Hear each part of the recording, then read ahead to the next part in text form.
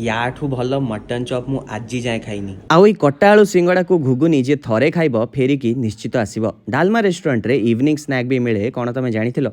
एबे भुवनेश्वर रे ऑथेंटिक खाइबा तो बहुत जगह रे मिलिलानी किंतु ट्रेंड तो स्टार्ट करिथिला यूनिट 4 रे थिबा डालमा।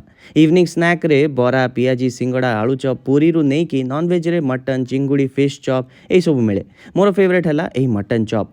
अलग जगह जिते चॉप खाई सब आलू स्टफिंग मझीरे मटन थाए किंतु एई चॉप रे throughout the chop mutton रो स्टफिंग अछि। आ वेज रे मेन गेम चेंजर हला तांकर घुगुनी आउ आलूदम। घुगुनी रो पूरा थिक टेक्सचर नडिया भी पकई जंती देखि पारुछ। आलूदम भी पूरा स्पाइसी खाई की खुशी हे जिवो। एठी प्रॉन चॉप भी रेकमेंड करिवि। मु जेति की जगह रे भी खाई छी स्टफिंग रे छोटा चिंगुड़ी थाए किंतु एठी बड़ चिंगुड़ी यूज करिथिले।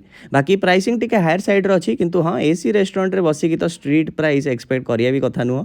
पूजा तो संध्या बेले फैमिली सब बुलिया को बाहरी बही तो एठी आसिकी इवनिंग स्नैक करि परिबो। बाकी हाँ स्विगी और जोमेटो रे भी से माने अछंती। चलो टाटा।